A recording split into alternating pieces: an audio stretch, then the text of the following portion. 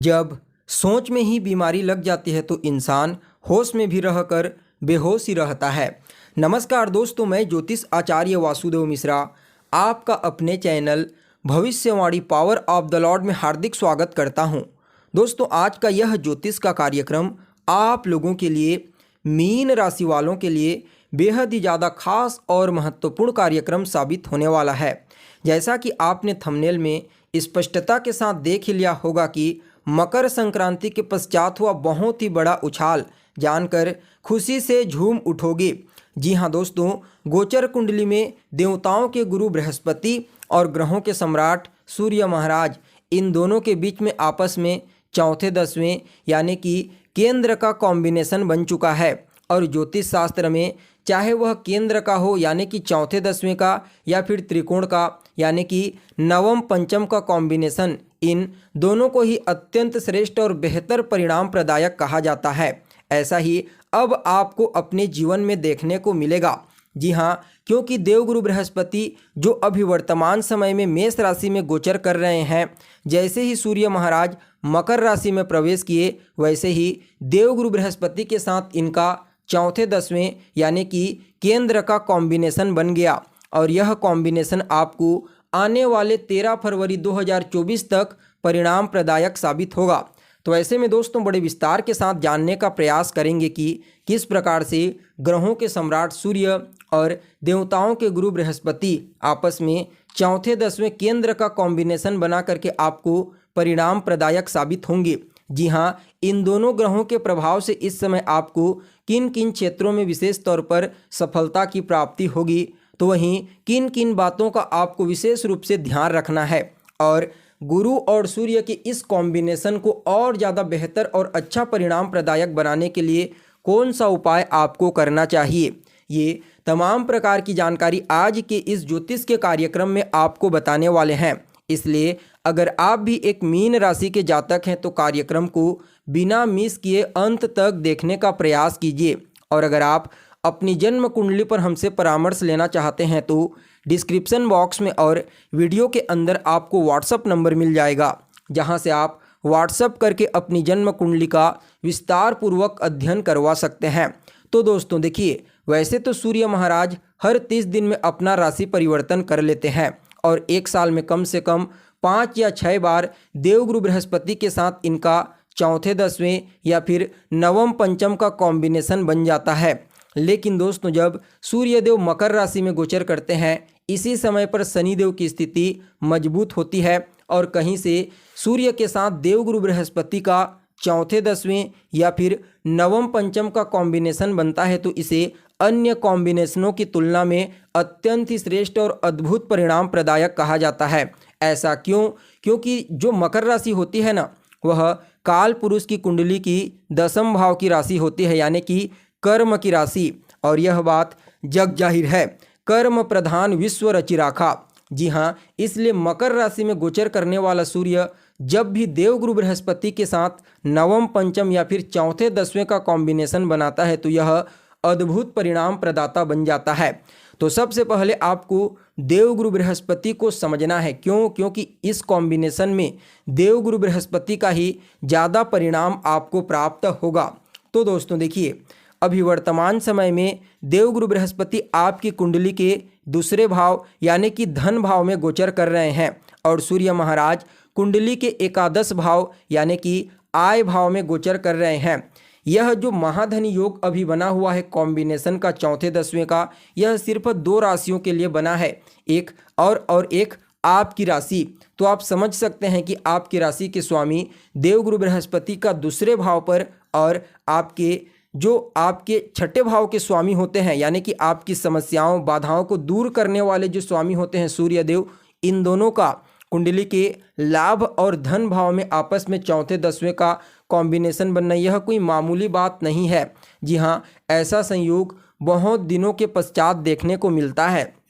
तो देखिए, देवगुरु बृहस्पति यहाँ पर सिर्फ सूर्य के बल को ग्रहण करके आपको प्रभावित नहीं करेंगे, बल्कि संयोगवश इस समय इनका जो डिस्पोजिटर ग्रह है यानी कि मंगल महाराज, वह भी अभी देवगुरु बृहस्पति की ही मूल त्रिकोण राशि धनु राशि में गोचर कर रहे हैं। परिणाम स्वरूप धनु राशि में गोचर करते हुए मंगल के प्रभाव से मेष राशि में गोचर करते हुए देवगुरु बृहस्पति के बल में वृद्धि होगी और सूर्य से तो बल की प्राप्ति होगी ही होगी। तो ऐसे में सबसे पहले यहाँ पर देवगुरु बृहस्पति आपकी वाणी, आपके व्यक्तित्व को काफ़ी ज़्यादा प्रभावशाली बना देंगे। जी हाँ, इस समय आप अपनी वाणी, अपने व्यक्तित्व के प्रभाव से लगभग हर किसी को प्रभावित कर पाने में कामयाब होंगे। देखा जाए तो इस समय आपको समाज में विशेष रूप से मान सम्मान, प्रसिद्धि और सफलता की प्राप्ति होने वाली है। दूसरा स्थान आपके धन का होता है। तो ऐसे में धन को लेकर के जो समस्या, जो परेशानी अभी तक आपको फेस करनी पड़ रही थी, समझ जाइए गुरु और सूर्य की कृपा से अब आपको उन तमाम प्रकार की धन से संबंधित समस्याओं से मुक्ति मिलने वाली है। जी हाँ, और देवगुरु बृहस्पति दूसरे भाव में गोचर करते हुए आपके कुटुंब परिवार की आर्थिक स्थिति को भी काफ़ी मजबूत बनाने का प्रयास करेंगे। यहाँ पर देवगुरु बृहस्पति की पंचम दृष्टि कुंडली के छठे भाव पर पड़ेगी, यानी कि आपके रोग, ऋण, शत्रु, इस भाव पर देवगुरु बृहस्पति की दृष्टि का पड़ना इन तीनों चीज़ों से आपको मुक्त कर देगा। जी हाँ, अगर आपके शरीर में कोई रोग है, आपका कोई शत्रु है या फिर आपके ऊपर कोई कर्जा है, समझ जाइए गुरु और सूर्य की कृपा से इन तीनों चीज़ों से अब आपको मुक्ति मिलने वाली है। वहीं देखा जाए तो देवगुरु बृहस्पति अपनी पूर्ण सप्तम दृष्टि से कुंडली के अष्टम भाव को दृष्टिगोचर करेंगे और अष्टम स्थान आपके जीवन में अचानक घटित होने वाली घटनाओं का होता है। परिणाम स्वरूप अष्टम भाव को दृष्टिगोचर करते हुए देवगुरु बृहस्पति यहाँ पर आपके जीवन की तमाम प्रकार की बाधाओं, परेशानियों और कठिनाइयों को दूर करने का प्रयास करेंगे और आपको अचानक ही सफलता प्रदायक भी साबित होंगे, क्योंकि सूर्य जो सफलता के कारक होते हैं उनके साथ इनका चौथे दसवें का कॉम्बिनेशन बना है।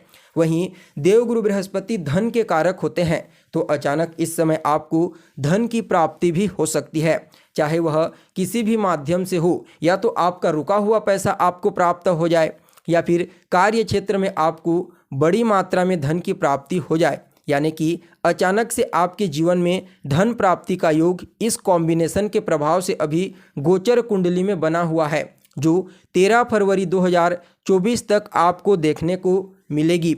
वहीं देवगुरु बृहस्पति की जो पूर्ण नवम दृष्टि होगी वह आपकी कुंडली के दसम स्थान पर पड़ेगी, यानी कि आपके कार्य क्षेत्र के ऊपर। और सूर्यदेव अभी वर्तमान समय में लाभ भाव में गोचर कर रहे हैं, जो सफलता के कारक होते हैं।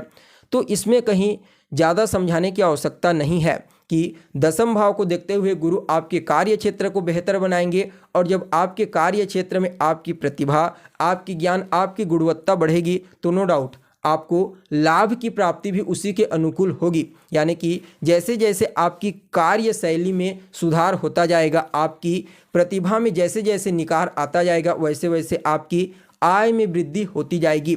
वहीं बड़े भाई बहनों के साथ आपके तालमेल बेहतर होंगे, बड़े भाई बहनों का इस आशीर्वाद और स्नेह आपको प्राप्त होगा। साथ ही साथ देखा जाए तो आपके बड़े भाई बहनों को भी कार्य क्षेत्र में विशेष तौर पर सफलता की प्राप्ति होगी। यह समय आपके जीवन में कुल मिलाकर के देखा जाए तो आप सभी मिथुन राशि वालों के जीवन में कर्म क्षेत्र के दृष्टिकोण से अत्यंत ही श्रेष्ठ साबित होगा, लाभ के दृष्टिकोण से अत्यंत ही श्रेष्ठ साबित होगा, सफलता के दृष्टिकोण से श्रेष्ठ साबित होगा और इम्यून सिस्टम के दृष्टिकोण से भी। जी हाँ, क्योंकि जो एकादश स्थान होता है यह छठे से छठा होता है। परिणाम स्वरूप यहाँ पर देखा जाए तो सूर्य महाराज आपको रोग, ऋण, शत्रु, इन तीनों चीज़ों से बचाने का प्रयास करेंगे। उतना टाइम आपको गलत बोल दिया गया था। सूर्य की जो पूर्ण सप्तम दृष्टि है वह आपके पंचम भाव पर पड़ेगी। परिणाम स्वरूप यह आपको कम मेहनत में ही बड़ी सफलता प्रदायक साबित होंगे। संतान के करियर को लेकर के जो चिंता आपके मन में थी वह चिंता इस समय दूर हो जाएगी। कहीं ना कहीं यह समय आपके पूर्व के पुण्यों को जागृत कर देगा, और जब पूर्व का पुण्य जागृत होगा, भाग्य का साथ आपको मिलेगा, लाभ पर गुरु और सूर्य का प्रभाव तो फिर कहना ही नहीं। यह कॉम्बिनेशन आपके लिए अत्यंत ही श्रेष्ठ परिणाम प्रदायक साबित होगा, क्योंकि गुरु और सूर्य जो कारकत्व खुद के मूल रूप से होते हैं, उनका खुद का कारकत्व जैसे कि गुरु ज्ञान है, समझदारी है, विवेक है, धन है, ठीक इसी प्रकार से सूर्य आपकी समस्याओं का सॉल्यूशन है। तो ये चीज़ें इस समय आपके जीवन में बड़ी मात्रा में आपको देखने को मिलेंगी। एक शब्द में कहें तो आप सभी मीन राशि वालों के लिए यह कॉम्बिनेशन अत्यंत ही श्रेष्ठ परिणाम प्रदायक साबित होगा। फिर भी इस कॉम्बिनेशन को और ज़्यादा अच्छा बनाने के लिए ओम घृणी सूर्याय नमः इस मंत्र का रोजाना 108 बार 3 या फिर 5 माला जाप करें। ओम ब्रीम बृहस्पतये नमः इस मंत्र का 108 बार 3 या फिर 5 माला जाप करें और सूर्य देव को अर्घ्य प्रदान करने वाले जल में एक लाल रंग का पुष्प डाल करके उन्हें अर्घ्य दीजिए। आपके लिए यह कॉम्बिनेशन अत्यंत ही श्रेष्ठ साबित होगा। तो दोस्तों, हमें उम्मीद है जानकारी आपको पसंद आई होगी। फिर मिलेंगे एक नए और ताज़ा एपिसोड में। तब तक के लिए आप हमें इजाज़त दीजिए। नमस्कार।